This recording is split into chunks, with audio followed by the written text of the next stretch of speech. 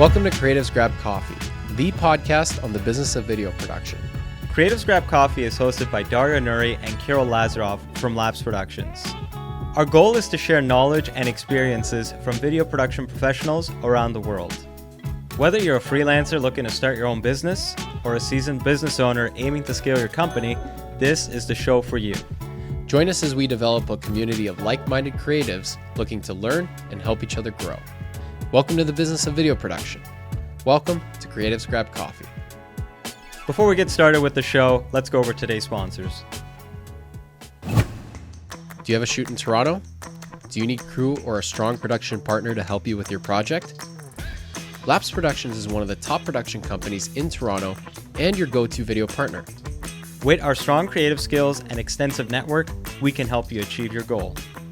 Labs Productions is able to offer you production services, white label services, or finder fees for project handoffs.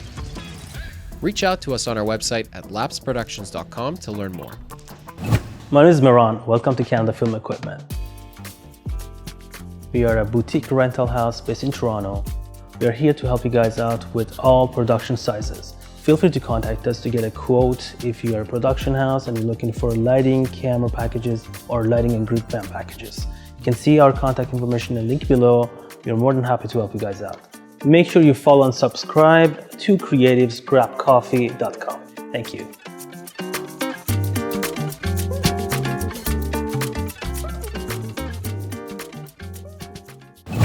Hey, what's up, everybody? I'm Matt. Welcome to Audio Process. We are a boutique audio company doing location sound, sound design, post-sound, ADR, Foley. We service equipment. We do all your audio needs here in Toronto.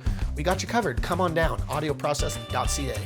Don't forget to like, follow, subscribe, and all of the other internet things to creativesgrabcoffee.com. They'll be waiting for you. I'll be waiting for you, and we're all going to have a real good time. Creatives Grab Coffee is on Patreon. Help support the show by becoming a patron via the link in the description and get exclusive access to full uncut episodes, all reels and highlights at episode release, live shows and call-ins, ability to request cities and guests, and updates plus BTS content. Join now via the link in the description to get access to all the knowledge our guests have to offer. And now, let's begin the show. Okay, perfect. So, all right, let's just get it started and then we can dive back into testing out the thumbs up feature on Riverside.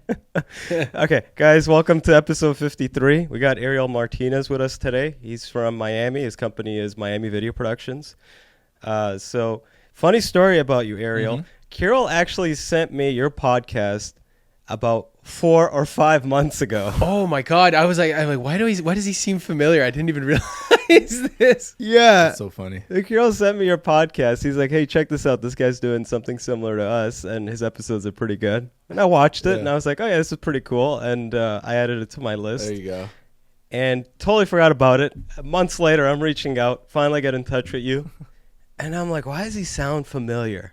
And why does his picture look really familiar, too? Yeah, no, well, we have a big library online, and every time I hear that someone has even heard it, I forgot that I did do the podcast, and it's always interesting to get that feedback again. So you're not doing it anymore? I am. So I was like, I took like a year off because just work started getting crazy. I got married, and then now we have. Congrats. Thank you. Nice. We're about to celebrate now 2 years though. So now we You see that like it's a bad thing. Huh? No. You I'm said it saying because like I'm it's a still bad not thing. back, is what I'm saying. Like, sorry about that. No. Marriage life is the best. Sorry about that. We're saving you from your wife. Don't worry. No. Marriage life is the best. She's actually in the other room with our newborn now. So it's definitely been one thing after another. And then I finally decided like this has to come back. Like it's going to have to work into the schedule somehow. So I'm still figuring that out, but we're going to relaunch it now. Different with the different sort of branding, different approach to the podcast. So, but yeah, still working on that. So for those that don't know, what was your podcast about and what's your new focus going to be? And what was the name of it too, so that if they want, they can check it out. So it's funny because I'm like the king of rebrands. I'm always like renaming things. So it originally started off as the iFilmmaker podcast, which was fine. And like it was cool. People knew about it.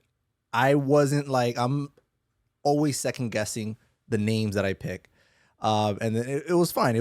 We did a couple hundred episodes, and then toward the end, before I took a break from it, I had rebranded it because I had rebranded my entire company to Miami Video Productions, and then I rebranded the podcast to Miami Video Podcast. Why? I don't know. I think it really was more of like, if I'm doing this and really not making any money on it, it's just volunteer stuff, maybe it should just point back to the website.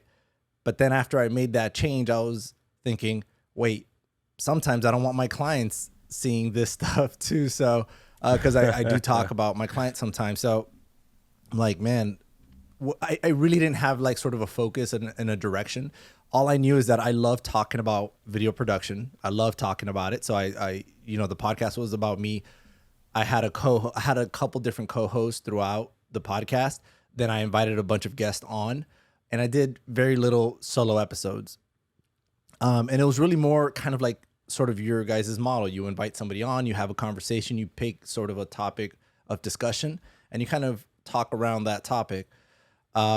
This new direction is going to be a lot more educational based. It's going to be a lot more step-by-step guides. It's going to be a lot more solo episodes.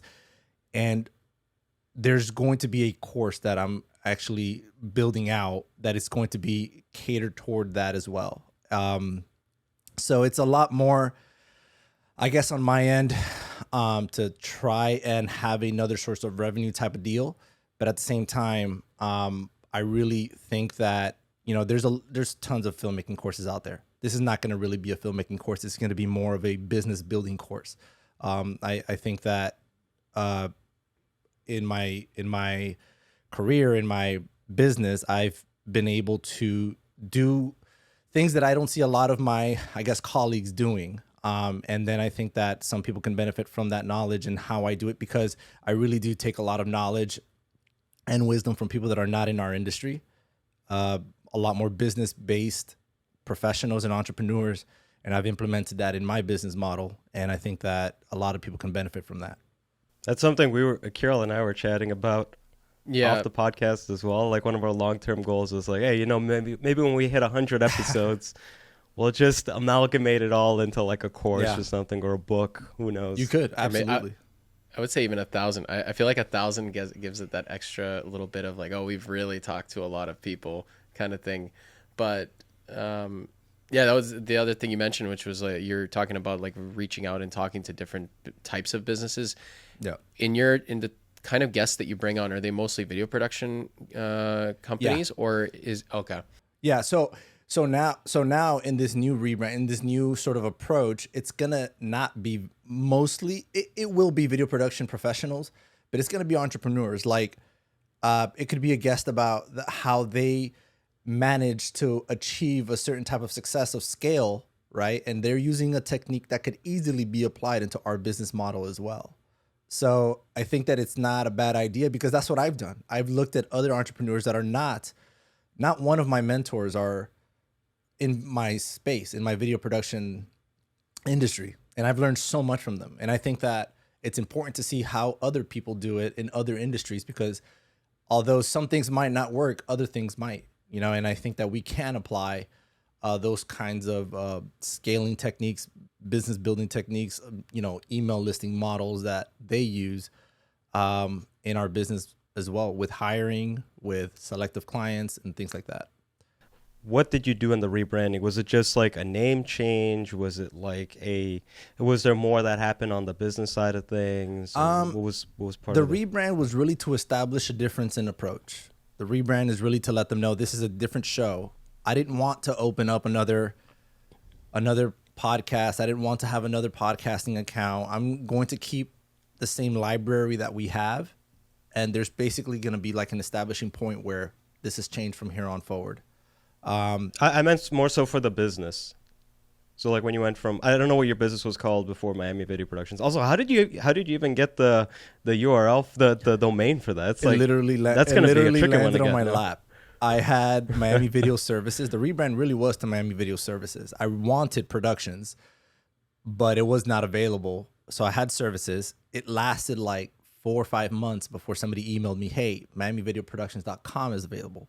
$400. And I said, yes. No, That's pretty cheap. good. I That's know. pretty good. So I jumped on that real fast and immediately started rebranding once more from Miami Video Services to Miami Video, because I wanted MVP also, the initials MVP. So that is how that happened. And what it was before, it was just Miami Video. I'm sorry, it was Ariel Martinez Films, which is myself. And so it happened. My first company when I first started was 10 Gates Productions. That was a production company. But then I immediately, a couple years into it, I'm like, I decided I want to be a DP. I want to be a cinematographer. I want to sell myself and I want to have that image. So I did that. I rebranded to Ariel Martinez Films. And it worked perfectly. It worked, my clients started hiring me. Things were going great. I was getting some great jobs, great DP work, which I still am. But then as I grew, as I continued to, and I started like applying these, everything I'm learning, right, from those around me that are like mentoring me and kind of speaking into my life, speaking into my business. Without knowing, it just started growing. And then before you know it, I'm there hiring crews of like 15, 20 people on a set. And sometimes it's not even a film set. Sometimes it's a broadcast. Sometimes it's a podcast. Sometimes it's very different things that kind of doesn't brand well with Ariel Martinez Films. And so I started thinking, I want to build a production company. So do I want to grow myself and do as much as I can possibly do? Because it doesn't brand well. Let's say if I want more clients like that, because it's very profitable to have jobs like that. If I want more clients like that, and then they come and visit Ariel Martinez Films' website, it's not going to be as appealing as coming to a production company and seeing that we do a lot of good work and showcasing everything that we do. So under Ariel Martinez Films, I had a hard time sort of, because the word films is really what was killing me. And then my name, it's really a lot of stuff, people that I'm sending out on these sets.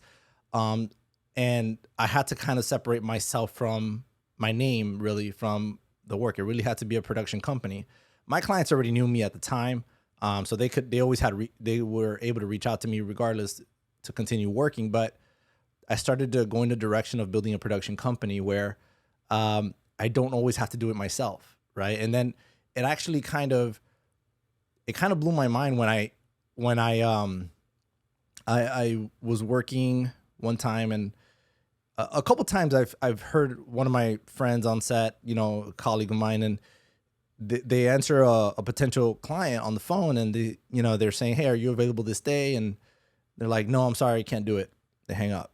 And then it happened again. And in my mind, I'm thinking, why would you miss out on that work? Like, even though you can't do it, like you could send somebody and still make some money. And that's kind of like where it started, it started hitting me. Like, people don't do this. Like, you're only selling your own time. And if you really want to, grow and be profitable, you got to sell other people's time as well. You made the transition from videographer to video production. Correct. Owner. Correct. That's the main transition you were making at that Essentially, yeah. Right. So I had to take my name out of it and show a production company that could do a lot of different types of work. And then the scale of work that we could do, because every videographer, I'm sure you guys can go in, show up with one camera and a backpack and just get recap footage for a recap video at any event. That same person, can they have an 8-camera setup with a jib and 2 steady cams and go live and at the Adrian Arts Center in downtown? Well, yes, they can do that as well. And so that's kind of what I wanted to showcase, sort of as a production company, that it could all be done really. And then obviously at a high level, at a good level, you're not compromising quality. Yeah, it's an important transition to make, and the name change is definitely a part of that. Like when Carol and I were first starting out, one key thing we wanted to do was we wanted to give off the impression we were a business versus just a freelancer. That's why we opted for like the name Labs Productions and not something that incorporated like Dario and Carol Films, something like that. Because we knew if we did that, then we would always be looked at as videographers. And those are actually like two distinct things that sometimes clients get confused with. But like if there's completely different search terms, you know. Correct. Like if you go on Google and you're typing videography, you're mostly getting, well, mostly wedding companies or like solo freelancers, right? Versus if you go video production, that's when you get production companies. The other problem when you go with your own name sometimes for a production company is that you're always going to be viewed as the one that people want to hire. So you're going to be going back to the same aspect of selling your time,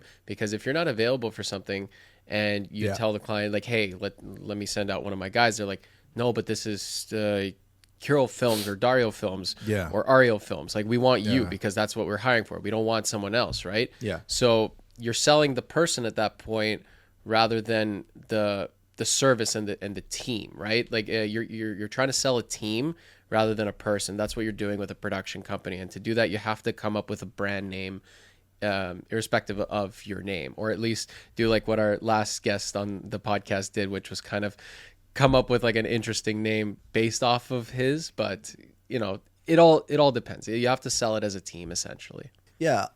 With all that being said, though, it's not like you can't be extremely profitable just selling your name. You could. I just actively made a decision. I thought about it and decided, do I want to grow? If I kept my name, my prices just have to keep going up and up and up. And you could do that if you're at that level. I think I'm a pretty good DP. I think I could get the job done for the most part, but I don't know that I was interested in becoming the DP and you know, becoming the one to hire, as opposed to becoming the production company to hire. And so I made the conscious decision to, you know what, I want to grow a production company and have everything under one umbrella and be what I think is more profitable that way. I think it would have been a harder road to go if I was to just keep my name, raise my prices, get better at my craft, and hopefully convince some people to hire me and pay me a huge premium to do the job. Well, there's a ceiling if you stick with just being like a DP. Yeah. There's a ceiling because like if you're doing corporate, like you could be the best one, but there's a certain rate that you'll need to abide by for certain levels of productions. Correct. After that point, it kind of gets to the point where it's like, well, okay, you're good, but I can't afford that. That's not part of the budget. I think transitioning to producer, like that's when you can make the ceiling is what you cap it at, essentially, right? It depends on what types of projects you take on. Yeah, that's what I mean by it's a harder road to follow, because I mean, you're talking about, are we going up to like the Shane Hurlbut side of like DPing that level? Because he does commercial stuff as well, but I'm sure his prices are completely different. If that's where your approach is, then that's fine, but it's a harder road to go on, you know? And it's a different road too. Yeah. It's a very, because that's more like commercial. Like like again, like we mentioned this on the podcast. There's essentially 3 different paths. You either go into commercials, you go corporate, or you go film and TV. It's like they're not the same road. And each one is its own animal, right? Do you have a shoot in Toronto? Do you need crew or a strong production partner to help you with your project? Lapse Productions is one of the top production companies in Toronto and your go-to video partner. With our strong creative skills and extensive network, we can help you achieve your goal. Lapse Productions is able to offer you production services, white label services, or finder fees for project handoffs. Reach out to us on our website at lapseproductions.com to learn more. My name is Miran. Welcome to Canada Film Equipment. We are a boutique rental house based in Toronto.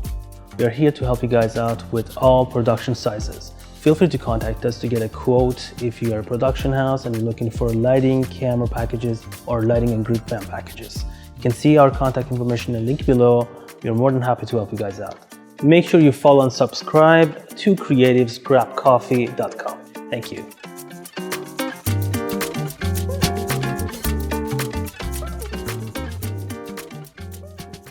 Yeah, I'm more on the we actually do a lot of corporate.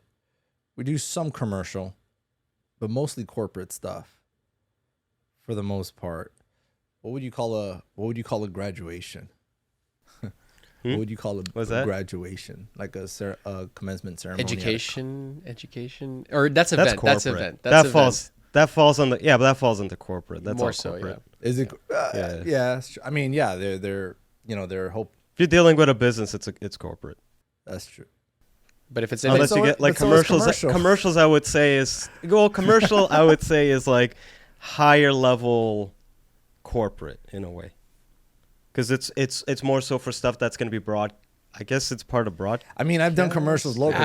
it's ad space. It's like you're literally Ad pushing space, yeah. pushing ad dollars behind a project. That's what is commercial work, whereas corporate is like non-ad revenue push. I don't know But that they do technically. Actually, this is an interesting discussion. What's the difference between commercial and I corporate? mean, look, no company, I'm talking education, I'm talking university, they won't spend so much money if they don't expect to get something back from it, right? Yeah. So, I mean, any company really. no, yeah, you're right. Every company, time- anytime, even movies. yeah. So we're really talking about categories here, right? What does it fall under, commercial or so? If you're, yeah, it's a very commercial and corporate don't Very vague. I feel like they're almost the same. Are we thinking narratives? But they're Narratives is very different to shoot. That is a hard road to follow. Yeah, narrative is completely. That's a different thing. Because you could make money in narrative, but it's almost like trying to be an actor. I guess you gotta be in the right commercials. place. I guess it's if it goes on TV, it'll be considered a commercial. Commercial world. But it's Yeah, all digital but- now. Like commercials are digital, Dario. It's not. You can't say Yeah, commercials damn, just that's true. TV now. Like it. Okay. You guys have TVs? Maybe the size of the budget, because it's like not like a manufacturing company is not going to put $100,000 to create a video Listen. and then pump like $500,000 to promote it on social media. I It'll could- be I like could- Pete's like Coca-Cola will do that, but not. If a company calls you and says, "Hey, we want to do a web video," let's say we want to do interviews with our customers, want to do some B-roll, put this together, put it on our website. What is that called? What is that considered? Corporate? Corporate. What if they get that same video, then put it on TV, cut it down to 30 seconds? Is that now commercial? Because they could do that. But for them to do that, it's like the scale. Maybe the scale of it changes. No, it doesn't. Well, look, because Anything can be a commercial. That's the point he's making, Dario. I've seen He's saying that- commercials on TV that look atrocious. Okay. There is When no you- scale listen. there. There is no You know what? scale Look, on those TV commercials. on paper, yes, but when we mean commercial, I think it means something else. Like maybe for us, like when we say like, oh, we're doing commercials, like it's you kind of understand. It's like, oh, okay, that's a whole other level. No, Guys, So- another different thing. Oh, sorry, Ariel. Just to Yeah, go ahead, add go ahead. one more point. The commercial world in the U.S. is very different from Canada. For example, you have the entire medical sector that has all those infomercial, commercial type projects that are everywhere. Every time I go to a hotel in the U.S., there are so many different kinds of commercials that I never even thought were possible compared to what's in Canada. Oh my god, that's so funny. That's probably why there's such a weird blurred line. It's like, what is commercial or corporate? It's like it's literally just they'll film it and they'll throw it out there. I honestly, I categorize it all under one. I put it all under commercial for me. Okay. I put, like, for example, on my website, you'll find it says commercial, right? However, I do put corporate events, right? Just to make sure that they know we could still work. under the commercials No, or like no, separate. that's No, separate. That's Separate. a separate right? thing.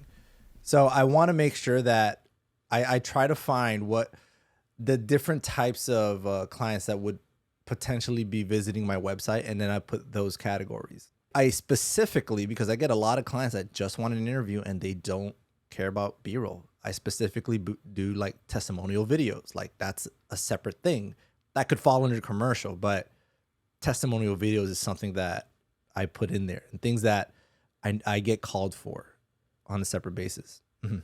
Testimonials are a type of video. They're not necessarily kind of like a different space, right? But the other thing is, I think I got it, guys.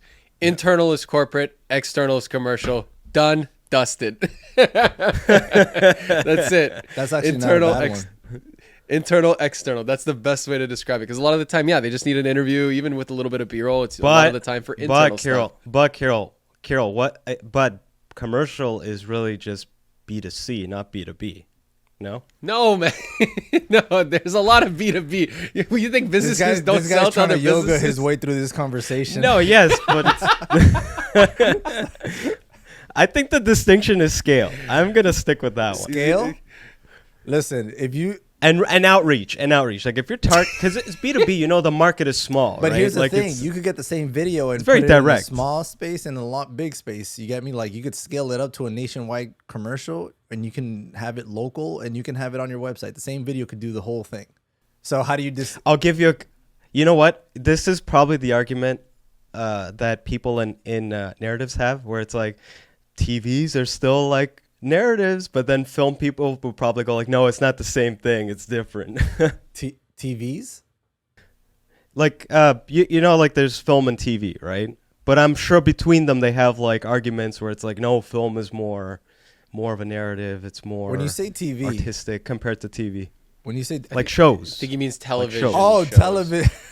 Yeah, Television. I was getting Okay, confused too for a like minute. He's talking about the categories that you see on Netflix, like TV shows, oh, as opposed to movies. now that's flipped.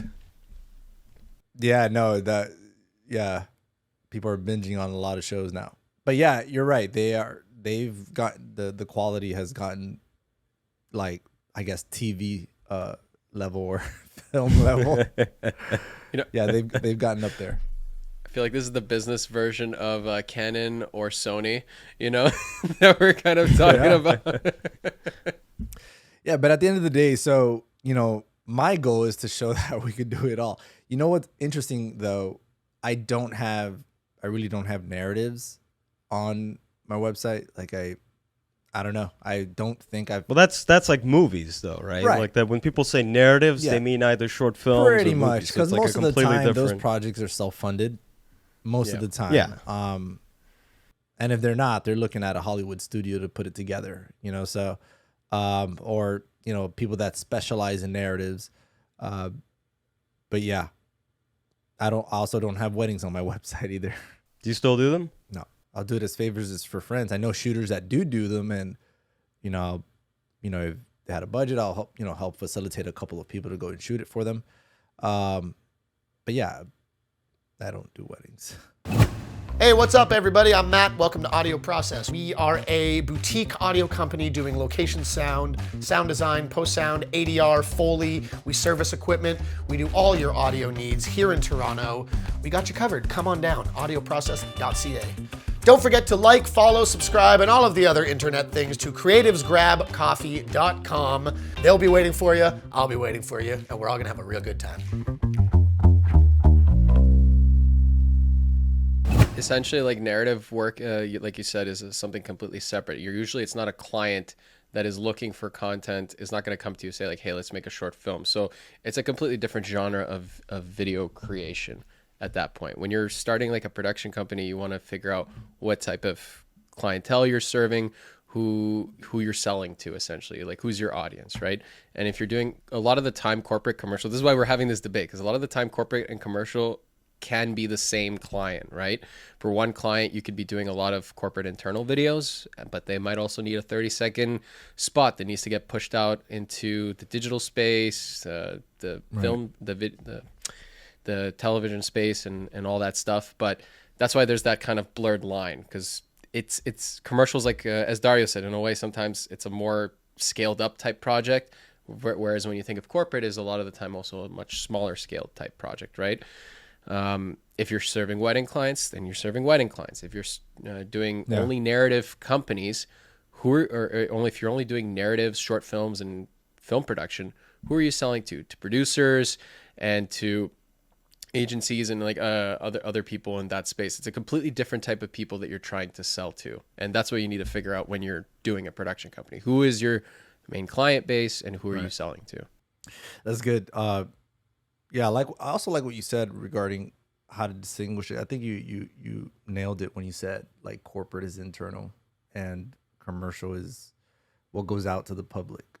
So that's not a bad way of describing it. I want to talk a bit about the landscape down there. So there's a ton of companies that have left California and moved over to like Texas and Florida. I'm just wondering, have you noticed more work coming your way because of that, or as the scene changed, have you noticed more competition? Maybe some companies moved out from the west, come to the east side. I'll be honest with you, I really don't monitor the landscape or my competition that way. Because I don't know what good that would do me, right? So I'm constantly, I do look at my competition in the sense of what are they doing? How are they doing it? Is there something that I can improve? I'm looking at their website. I always look for improvements that could be made. But at that scale, monitoring what the industry looks like, let's say in all of Miami, for example, I wouldn't even know how to begin to monitor that. Like there's no website that I can go to that I know of that would tell me how work is doing. The only way that I monitor it really is I ask those around me and studios that I'm currently working at, how's work going? How's it? So like, for example, we just got out of one of the slowest summers I have ever experienced ever. Oh, really? Oh my God. It was Even there. Oh, it was so slow, like scary. We had something similar here. And I thought, mind you, I have a 1-month-old. I was like, what's going on here? Like, we got to get back to work. And my wife just stopped working too. So we're like, okay. Bad timing. Yeah, bad timing. But that is a pattern in the summer that it usually gets slow. But this has been the slowest. And so I started asking around. I started asking people that I work with a lot. I was working at a studio and I asked them like, hey man, how's your summer? Like, has it been slow for you too? And every single one of them has said, absolutely. It was scary as hell. One of the studios that I was working at said that they almost had to start laying people off because it was that slow. Oh, geez. It was just a very, very slow summer, which makes sense because a lot of people take vacations when school's out, right? So they're not at work. You got marketing people that are out on vacation with their kids because, they're not in school anymore. So there's a lot less work to go around, but it's really, the patterns haven't really changed. So now it's picking up a lot. Now I'm getting like 2 and 3 inquiries per day. So that's like a lot coming in now. So there are a lot of ebbs and flows, and you guys know this. When it rains, it pours. And so now it's about to pour. So it's really, the pattern really hasn't changed. It's interesting how some people may not realize this, that all these different industries pretty much revolve around the education system and what happens with kids these days. Yeah. Whatever's going on with schools, that's what's going on with everybody else. It's like, okay, kids are off for 2 months from July to August. Don't expect much work at that time because everyone's going to be going on vacation, putting off projects till after they come back. Right. That's why a lot of the time September is usually a really busy time for everybody because everybody's coming back, getting started. At the very least, into the end of September, and October can get really busy. But I mean, one of the other ways we've always seen about how things are with other competition is who we're pitching against sometimes, right? Do you find that you're back to Daria's question about how a lot of companies are moving into Miami and Florida, do you find that you're pitching up against new companies that you haven't seen before, or is it still a lot of the same people that you're still kind of in competition with? Thanks for listening to this episode of Creatives Grab Coffee. Please make sure to follow and engage with us on Instagram, TikTok, LinkedIn, YouTube, and your favorite podcast app. If you enjoyed this content and want to hear more, you can get the whole experience on our Patreon at patreon.com/creativesgrabcoffee or click on the link in the description. You'll get access to full uncut episodes, all reels and highlights at episode release, live shows and call-ins, ability to request cities and guests, as well as updates and BTS content. Creatives Grab Coffee is created by Labs Productions, a video production company based in Toronto, Canada. Creatives Grab Coffee is also sponsored by... Do you have a shoot in Toronto? Do you need crew or a strong production partner to help you with your project? Labs Productions is one of the top production companies in Toronto and your go-to video partner. With our strong creative skills and extensive network, we can help you achieve your goal. Labs Productions is able to offer you production services, white label services, or finder fees for project handoffs. Reach out to us on our website at lapsproductions.com to learn more. My name is Miran. Welcome to Canada Film Equipment. We are a boutique rental house based in Toronto. We are here to help you guys out with all production sizes. Feel free to contact us to get a quote if you are a production house and you're looking for lighting, camera packages, or lighting and grid fan packages. You can see our contact information in the link below. We are more than happy to help you guys out. Make sure you follow and subscribe to creativesgrabcoffee.com. Thank you.